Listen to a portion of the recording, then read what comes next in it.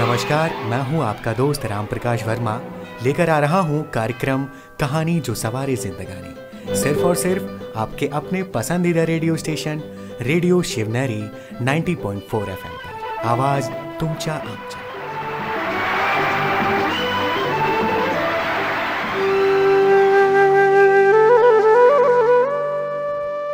नमस्कार, आप सुन रहे रेडियो शिवनेरी 90.4 FM। स्वागत है आप सभी का कहानी जो सवारे जिंदगानी इस प्रोग्राम में। आइए सुनते हैं एक खूबसूरत कहानी।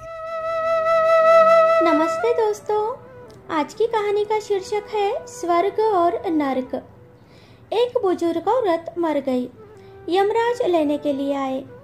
औरत ने यमराज से पूछा, आप मुझे स्वर्ग ले जाएंगे या नरक में? यमराज बोले, दोनों में से कहीं भी नहीं। तुमने इस जन्म में बहुत ही अच्छे कर्म किए हैं, इसलिए मैं तुम्हें सीधे प्रभु के धाम ले जा रहा हूँ। बुजुर्ग औरत खुश हो गई, बोली, धन्यवाद, पर मेरी आपसे एक विनती है। मैंने यहाँ धरती पर सबसे बहुत ही नरक और स्वर्ग के बारे में सुना है। मैं एक बार इन दोनों जगहों को देखना चाहती हूँ। यमराज बोले, तुम्हारे कर्म अच्छे हैं, इसलिए मैं तुम्हारी ये इच्छा पूरी करता हूँ। चलो हम स्वर्ग और नरक के रास्ते से होते हुए प्रभु के धाम में चलेंगे। दोनों चल पड़े। सबसे पहले नरक आया। नरक में बुजुर्ग औरत ने जोर जोर से लोगों के रोने की आवाज सुनी।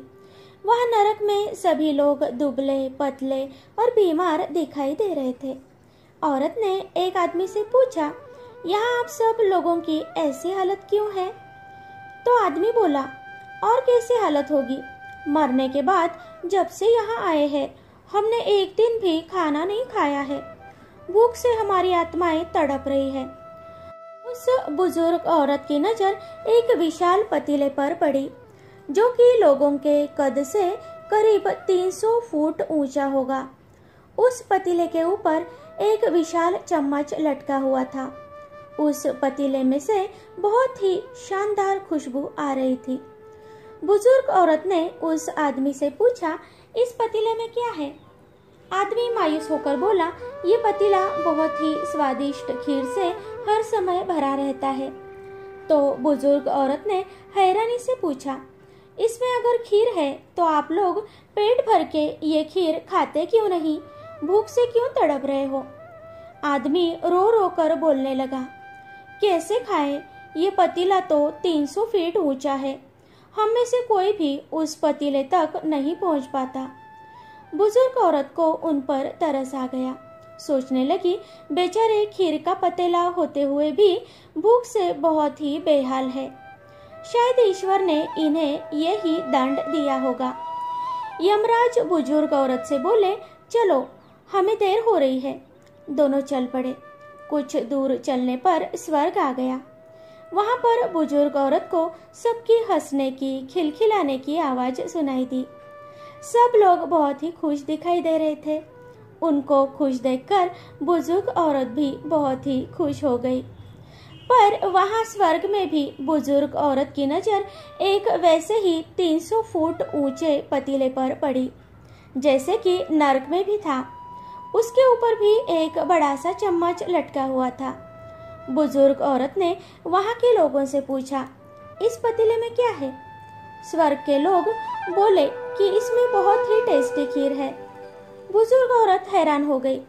उनसे बोली, पर यह पतीला तो 300 फुट ऊंचा है।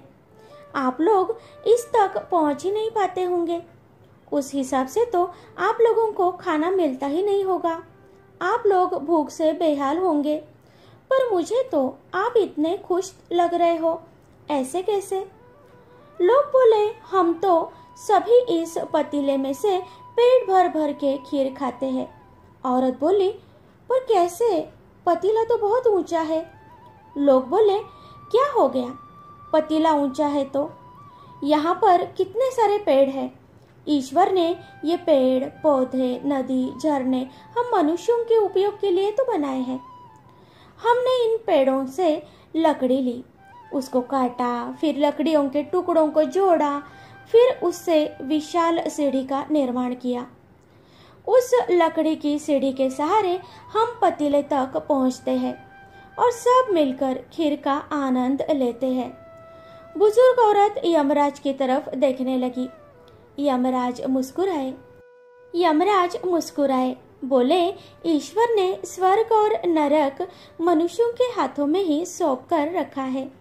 चाहे तो अपने लिए नरक बना ले, चाहे तो अपने लिए स्वर्ग।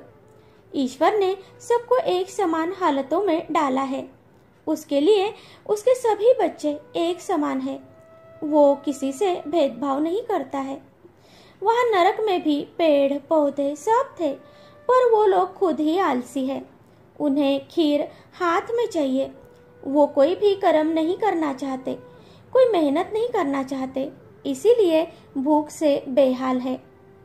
तो इससे क्या हमें सबक मिलता है दोस्तों? क्योंकि ये ही ईश्वर की बनाई इस दुनिया का नियम है। जो कर्म करेगा, मेहनत करेगा, उसी को मीठा फल खाने को मिलेगा। स्वर्ग और नरक अपने ही हाथ में है। मेहनत करे, अच्छे कर्म करे और अपने जीवन को स्वर्ग बनाए। अच्छा, नमस्ते। चलिए प्रज्ञा जी, बहुत ही प्यारी सी कहानी आपने स्वर्ग नरक पर सुनाई। Thank you so much. बहुत बहुत शुभकामनाएं आपको। आप सुन रहे हैं रेडियो शिवनेरी 90.4 FM, आवाज तुमचा आमचा।